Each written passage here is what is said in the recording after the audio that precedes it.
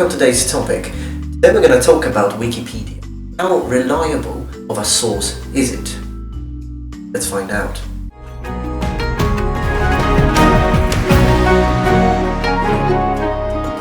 So here we are back in my studio. So how reliable is it? Like, can you actually use and trust Wikipedia when you're doing your research, your historical research, linguistic research, mathematical research, whatever it is? Wikipedia is full of information, but how much of that information can actually be trusted? Okay, so this is how it works. I've been examining Wikipedia in the last few weeks just to see how reliable it was before making this video, and noticed quite a few interesting things.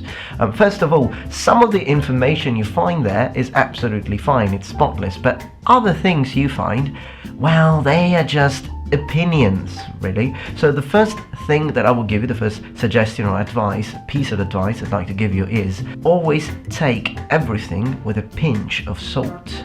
Double check every single information you find on Wikipedia, because Wikipedia has one huge problem. Anyone can write it. What this means is that sometimes you've got people who are actually prepared, people who not only perhaps have degrees to back up their information, but also they are actual experts, or people who perhaps don't have a degree but have a thorough understanding of a specific topic, and hence they add all the information that they have gathered, and that information will be solid. But other times it's just people who think they know something, or people who have just an overall understanding of a specific topic, and they just write down a lot of things that perhaps might be absolutely wrong, completely off. It sometimes happens. And other times, what I find particularly curious is that you can find two completely different explanations on the same site. Okay, so to prove my point here, I have examined a very interesting thing.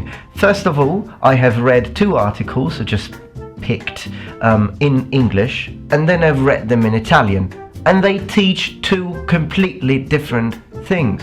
You see, that's the problem, and that is something. So I've been checking this, I've been having a look at Japanese, Chinese. Being multilingual, I can check the same pages in different languages, French, Spanish. The problem is that often this is something that happens constantly on Wikipedia. Well, not really all the time, but it does happen. And what that means is that you've got different opinions on the same matter, which sometimes might be also interesting. But if you're not able to read these other languages and you only use the English version, then you only get one possible explanation that might be the wrong one. So if it's one topic, you should get the same information, but you don't, and sometimes they're completely different. So let me give you some examples. For example, we've got the article about the Japanese nodachi. Again, in Italian and in English, gives you two completely different pieces of information. We'll see that in a minute. And then we've got an article about one of the characters of a video game called Tekken. Of course, the one about the video game doesn't really matter, does it? But it does teach you things about martial arts that are wrong. So at the end of the day, it's just an example that I'd like to use. But so when it is about a video game, perhaps it's not important. But when it is about something historical, it will be. So, and even in this case, it teaches you something about martial arts that is not right. So in the one about Nodachi, I will actually make a video to explain this, but the one about the character from the video game Tekken, which is the character Kazama-jin, I actually modified, because the wrong version was the Italian one. The Italian one was written by someone who did not know what he was talking about. Instead, the English version was correct, and I actually added my own. So if you read that article, well, that specific part, which we will see together now, it was written by me. Okay, so Italian for Nodachi. It says, una nodachi è una spada giapponese a due mani. So, a nodachi is a Japanese two-handed sword. Il suo nome si traduce approssimativamente, its name is approximately translated come as spada da campo, field sword, ma il vocabolo nodachi, but the word nodachi, è utilizzato spesso, it's often used, nelle fonti storiche, in historical accounts, con la stessa funzione di odachi, with the same function as odachi, che significa, which means, grande spada, big sword.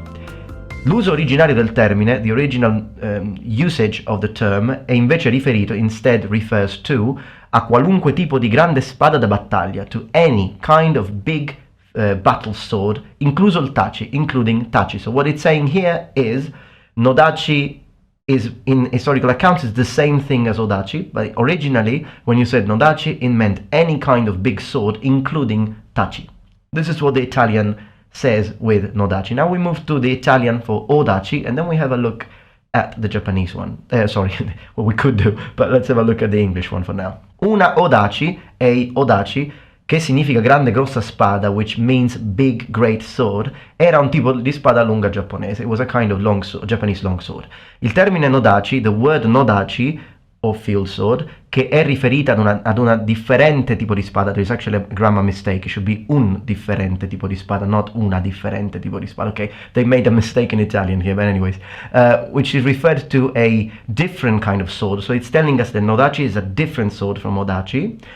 È a volte confusa, is sometimes confused, è usata al posto di dachi, and used instead of odachi. So, here, still Italian, it's telling us that nodachi and odachi are different swords, and if you use the two words together, I've just got a message from one of you actually, from a subscriber, that's very nice. And I'll tell you who it is. It's actually, this is Aline from Brazil. She's just written to me. I am filming a video, sweetheart, so I can't answer to you. I will just answer later on, okay? Right, this is like on air. Very nice. She's going to appreciate this, I think.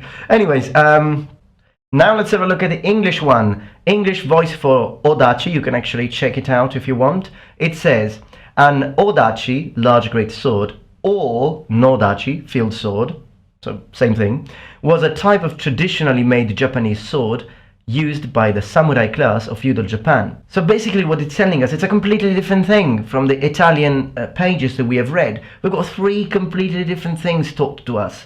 It's telling us that nodachi or odachi are the same thing. Which one should we believe? And at the moment there is no specific page for nodachi in English. Okay, so we've just seen that in English there is no page for nodachi, there is only a page for odachi. Let's have a look at Japanese then. I mean, I can read Japanese, so I'll read it for you or translate everything. So, Japanese does not have a page for nodachi, but it does have a page for odachi. So let's open it together, let's see what it says.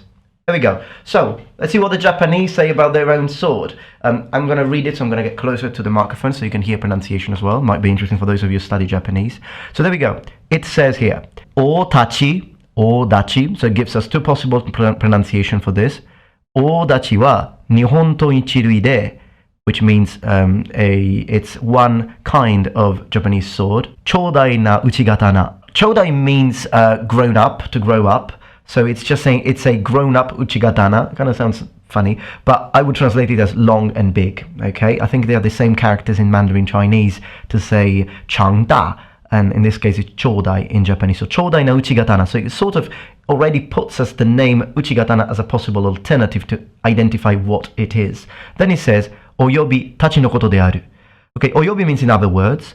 Tachi, so there you go. No koto de aru. So the thing of okay, no koto de aru is just a fancy way to say des, okay, to say is. So it's basically say, in other words, it's a tachi. You can also call it tachi. So it's basically everything. Uchigatana, tachi. Let's see if it says, okay, there we go. Now it's talking about nodachi. It says nodachi, no tachi. So again, two possible readings.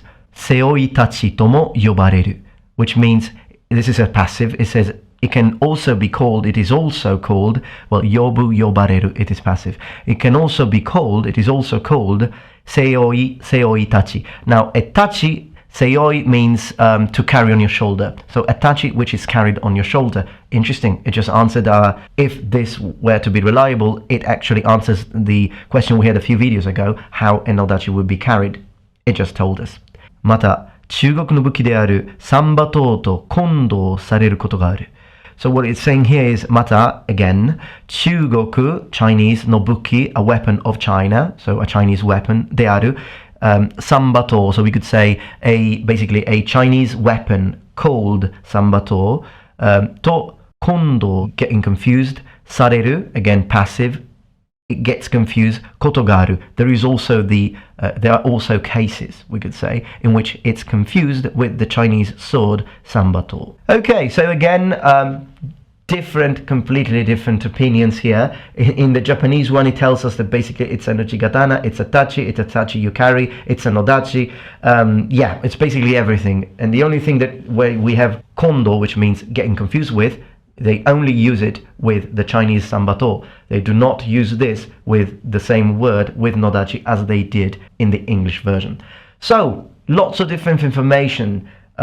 what is the reliable one? So I will dedicate, it's too long to discuss here, so I will dedicate a full video on the difference between Nodachi and Odachi, but it's interesting, there are a lot of different opinions, as you can see. So 3 languages, 3 completely different concepts. We have just seen how Wikipedia is not reliable. Okay, the next one I'm going to examine is Kazama-jin. So if you want to turn there with me so you can read it together. Kazama-jin, a character from Tekken, which actually means iron fist. Ken is fist, can also mean sword, but in this case is fist. And the part tek, it's actually tetsu in Japanese, which means iron. It's just you don't really say tetsu ken, it becomes tekken, for a reason that I don't really have time to explain now. But it's a linguistic reason, it often happens in Japanese, that thing. Tsu becomes double K. Anyways, in this case, so we've got this character. Tekken is a fighting game. It has a lot of characters representing martial arts. Now, in this character here, we move to fighting style, and it tells us in the English version, advanced Mishima karate based on Shitoryu karate, so the style, combined with Kazama style and special moves. So Kazama style, of course, it's completely invented in the game, but it has mentioned Shitoryu as a style of karate. Then it tells us traditional martial arts based on Koryu Bujutsu, and then Kyokushin karate since Tekken 4. So it's telling us that in the game Tekken 4, his style, as a matter of fact, the moves do change. I'm a fan. I'm a bit of a fan of this game. The moves change, and the style that he represents is actually based on Kyokushin karate. The style Kyokushin. What does it say in the Italian version? Now, I'm not going to read the Italian version. Why? Because I wrote it myself. So basically I changed it. I got so pissed off. I was in Japan when I did this, and I was practicing Kyokushin karate, and I have practiced in the past Shotokan karate. And if you're Italian, all Italians mispronounce this karate style into Shotokan. It's not Shotokan, it's Shotokan. You have to put longer vowels in Japanese. So anyways, so next time, if you are a Shotokan practitioner, next time you go to your dojo, use the right pronunciation, please, and people will love you or hate you, depends, but yeah. That's going to be the one. So it used to say that if you went to the style martial art that he is practicing, representing, it used to say that Kazama-jin is clearly representing Shotokan karate moves. Wrong. The thing why I say wrong is because I think, well, Shotokan is one of the most common and popular styles in Italy. So what that means is that probably the person who wrote it is a Shotokan karate practitioner. Jin Kazama Kazama-jin was his favorite character, so he sort of wanted that character to practice that style. As much as I can understand that, it is still wrong. So why is it wrong? And I rewrote it, so now I have written that one in Italian, and it says that he's practicing Kyokushin karate since Tekken 4, which is a fact. And I've actually put a proof that there is actually in the game Tekken 4. You have a sort of full motion video where Kazama-jin performs a few kata or forms. Well, these kata are exactly Kyokushin karate kata. They are similar to some of Shotokan kata, but there are specific differences. And these differences, which might have looked like a small detail from the eyes of someone who does not practice Kyokushin karate and only knows Shotokan karate, are actually what make these kata standing out as Kyokushin representation. And also, all the moves he uses parts of the body that you don't use in Shotokan karate, but you do use in Kyokushin Kai. So you can actually click, I put a clickable item that shows you these kata, and I also give you the names of the kata in Kyokushin Karate, so you can actually see this by yourself. What I'm saying with this video is, do use Wikipedia, but always double check the information you read from it. Alright then, I hope that you enjoyed this linguistic video, is it? Well, not really, but this fun fact video perhaps, or whatever it is, a little bit of history as well, a bit of weapon and armors and martial arts.